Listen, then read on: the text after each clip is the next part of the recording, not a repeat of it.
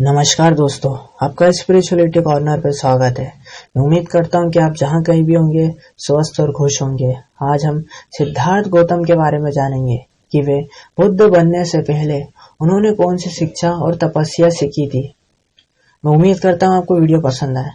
शिक्षा ग्रहण करने के उद्देश्य से सिद्धार्थ गौतम ने आलर कालाम से भेंट करने के लिए राजगृह को छोड़ दिया, जहाँ वे पहले कुटिया बनाकर रह रहे थे। मार्ग में उन्हें भृगु ऋषि का आश्रम देखा और आश्रम में गए। गौतम ने उन तपस्वियों को देखा जो विचित्र ढंग से तपस्या कर रहे थे। आश्रम के मुखिया भृगु ने उन्हें अनेक प्रकार की तपस्याएं समझाई और प्रत्येक का फल भी, और कहा, यहाँ प्रत्येक तपस्वी कष्ट सहकर अपना जीवन जीता है और यहाँ सभी तपस्वी मात्र कुछ दानों पर और पानी पर जीवित है। इस प्रकार की तपस्या के कष्ट सहने से स्वर्ग लोक प्राप्त होता है और अंत में लाभ होता है। गौतम ने उत्तर दिया, आपकी यह तपस्या स्वर्ग लोक के लिए है, किंतु मेरी इच्छा तो यही है कि संसार के दुखों के मूल कारण का और उसके दूर करने का उपाय खोज लिया जाए। क्या मैं अब आपसे विदा ले सकता हूँ? मैं सांख्य दर्शन का ज्ञान प्राप्त करना चाहता हूँ और योग विधि का भी अभ्यास करना चाहता हूँ और देखना चाहता हूँ कि क्या ये दोनों पद्धतियाँ मेरी समस्या के हल में किसी प्रकार सहायक हो सकती है। मैं मुनि आलर कालम के पास जाना चाहता हूँ, जो सुविज्ञ माने जाते हैं।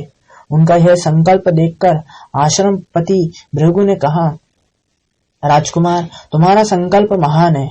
यदि जैसा तुम कहते हो यही तुम्हारा दृढ़ निश्चय है तो शीघ्र विंध्या प्रदेश को जाओ। वही मुनि आलर कालम रहते हैं जो निरपेक्ष सुख को जानते हैं। उनसे तुम्हें मार्ग का ज्ञान प्राप्त करोगे, लेकिन जहाँ तक मैं देख सकता हूँ तुम वहाँ भी नहीं रुकोगे।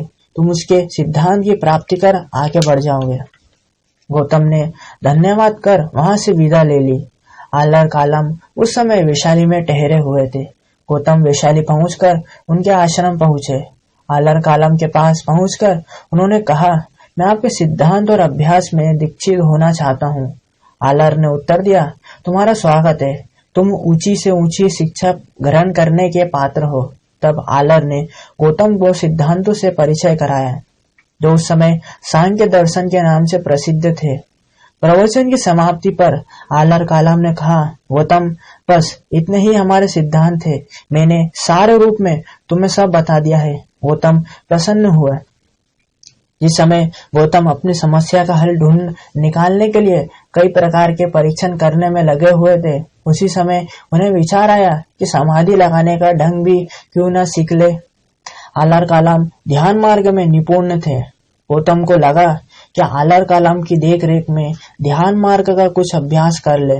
इसलिए गौतम ने प्रार्थना की कि कृपया मुझे यह ध्यान मार्ग का अभ्यास करा दे। कालम मान गए सिखाने के लिए। इस विधि पर पूरा अधिकार कर लेने के बाद गौतम ने पूछा, क्या सीखने के लिए और कुछ शेष है? आलर जवाब देते हैं, नहीं मित्र, मुझे जो आता है वह मैंने सिखा दिया है। गौतम ने उद्दक रामपुत नाम के एक दूसरे योगी के बारे में सुना था, जिसकी ख्याति थी कि उन्होंने एक ऐसी ध्यान विधि का आविष्कार किया है कि उससे ध्यानी आलर कालम की विधि की अपेक्षा एक सीढ़ी ऊपर चढ़ जाता है। गौतम ने सोचा कि यह विधि सीखकर योगी की अंतिम अवस्था तक पहुंचना चाहिए। फिर वे रामपुत आश्रम में पहुंचे और योगाभ्यास आरंभ किया। थोड़ी देर में ही गौतम ने उद्दक रामपुत के 8वें दर्जे तक की अधिकार प्राप्त कर लिया था। दोबारा आलर कालम वाला सवाल गौतम ने रामपुत से पूछा, क्या आगे और कुछ सीखने के लिए बचा है? रामपुत का उत्तर था, इसके अतिरिक्त तुम्हें सिखाने के लिए अब मेरे पास कुछ नहीं है। आलर कालम और उद्दक रामपुत दोनों से सीखने के बाद गौतम ने सोचा कि मगध जनपद में भी एक ध्यानाचार्य है, उनसे भी कुछ सीख लेना चाहिए। वहां जाकर भी उन्होंने बड़ी कठिन विधि सीख ली। इस प्रकार उन्होंने समाधि मार्ग का अभ्यास किया। गौतम ने सांख्य मार्ग तथा समाधि मार्ग का परीक्षण कर लिया था, लेकिन वह तपचर्या का परीक्षण बिना किए ही भृगु के आश्रम से आ गए थे। इसलिए उन्होंने सोचा कि मुझे तपचर्या का अनुभव होना चाहिए। गौतम गया पहुंचे। वहां पहुंचकर वे गया के राजर्षि नेगरी के आश्रम में निवास करने का निश्चय किया। गया में उन्हें 5 परिव्राजक भी मिले, जो उन्हें राजगृह में मिले थे। वहां वे तपचर्या का अभ्यास कर रहे थे। उन तपस्वियों ने गौतम से निवेदन किया कि आप हमें आपकी सेवा में रख ले। इसके बाद उन्होंने गौतम की सेवा की और उनकी आज्ञा में रहने लगे। गौतम की तपचर्या 6 वर्ष के लंबे अरसे तक जारी रही। 6 वर्ष बीतने पर उनका शरीर इतना दुर्बल हो गया था कि वह हिल भी नहीं सकते थे।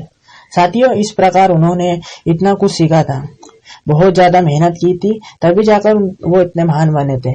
उम्मीद करता हूँ आपको वीडियो